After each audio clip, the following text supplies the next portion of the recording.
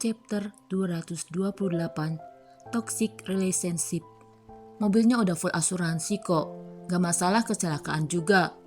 Lagi pula mobil ini, Reko menunjuk ke arah mobil yang akan mereka naiki. Kamu gak usah khawatir Lingga, karena ini Mercedes-Benz Maybach.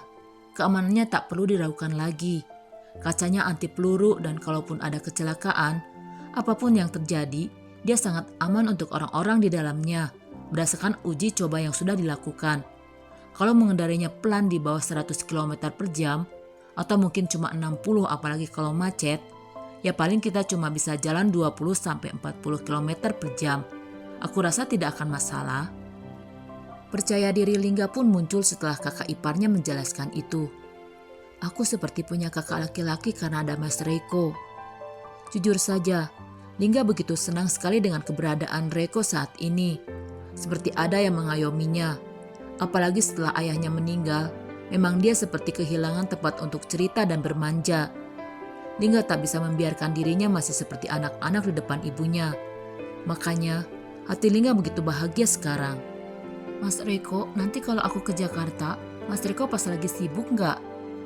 Kini dengan harapan besar, Lingga melirik orang di sampingnya sebelum menyalakan mobil. Kamu mau aku datang juga? Iya mas, kalau bisa. Akan kupikirkan nanti gimana caranya. Kamu simpan nomor teleponku. Nanti kamu kasih tahu alamatnya di mana. Aku akan datang sendirian, biar nanti Mbak Yumu nggak akan marah-marah. Mbak Aida nggak boleh bukan Mas Reko deket-deket sama kita? Nggak boleh Lestari. Katanya aku nggak boleh manjain kalian. Jadi aku nggak boleh dekat-dekat sama kalian, biar kalian bisa mandiri. Disitulah Lingga mencibir juga. Mbak Aida nih, padune dekne dewe sing boleh dimanjain. Reko hanya tersenyum saja mendengar ucapan dari Lingga.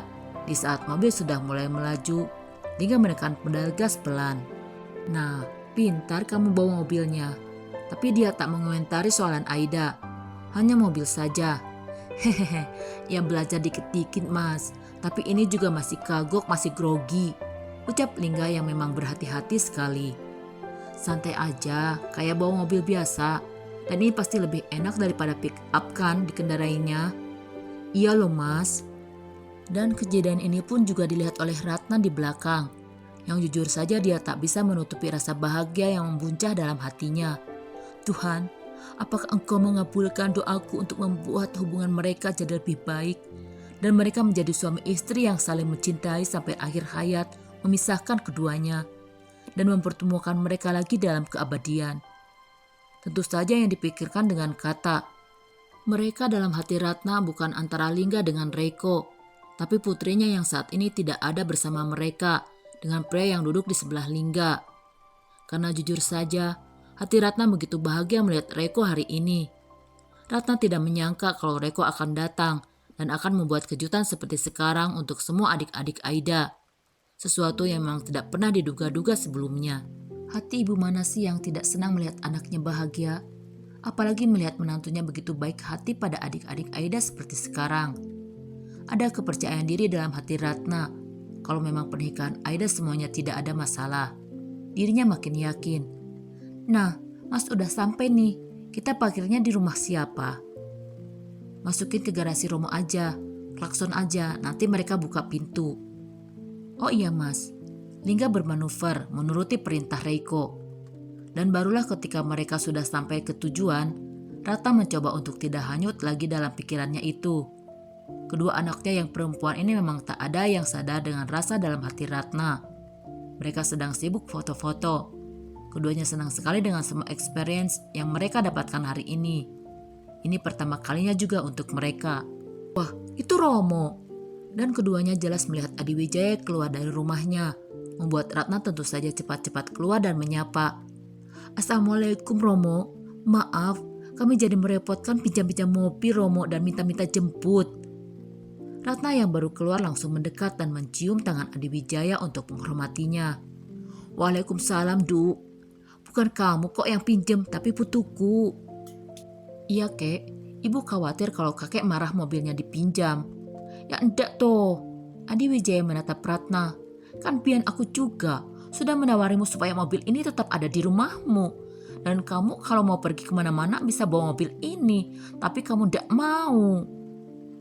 Jadi aku bukan orang yang pertama yang menawarkan mereka mobil dan mereka menolak, kakek. Reko bisa melihat jelas di sini.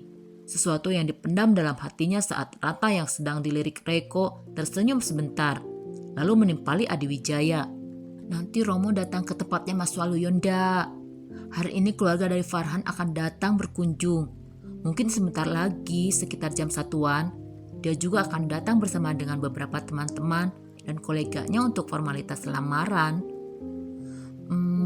Tak pikir sih, Romo ini.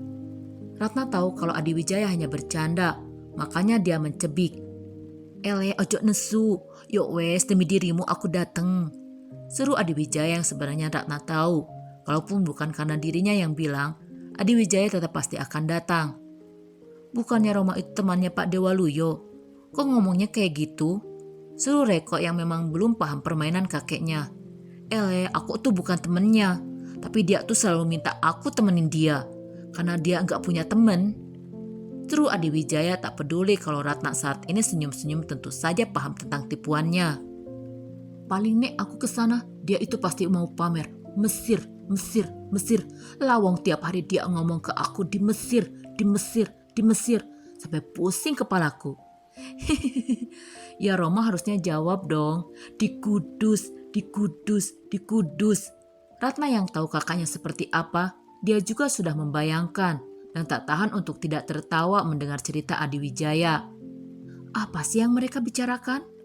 Di sini pun Reko bersungut tak paham. Yonda, nek cuman Kudus ya Waluyo tahu semua sampai gang di pojokannya juga. Dia sudah khatam. Aku sekarang lagi nunjukin ke dia kalau perusahaanku sudah masuk Abu Dhabi. Reko paham sesuatu. Romo ini cemburu, tapi dia sangat dekat sekali dengan Waluyo. Kalau sudah tahu tidak suka, ya kenapa harus dekat-dekat coba? Reko sudah berpikir jauh tentang toxic relationship antara kakeknya dengan Waluyo. Nah Le, kamu ikut ke rumah Waluyo dulu sekarang. Tapi kek, wes gak ada tapi. Adiwijaya menolak. Kamu pasti ndak akan lama-lama di Sinto. Aku tahu soalnya itu ke helikopter ndak kamu izinin pergi. Parkir di sana habis duit berapa aku ini? Keluh Adiwijaya mencebik pada cucunya yang justru tersenyum karena dia merasa tak ada masalah apapun soal uang untuk kakeknya. Tapi memang betul, Reko memang ingin kembali lagi ke Semarang dan pulang ke Jakarta. Jelas saja kakeknya meminta dirinya untuk ikut dulu ke satu tempat. Tapi kayaknya aku gak ada waktu, kek. Reko berusaha tetap menolak. Ora ono waktu, arep nek endi kowe. Sedikit ayo ke ora iso. Kalau sudah dimarahi seperti ini, ya jelas sajalah Reko tak bisa menolak. Aku gak mau ke rumahnya padahal.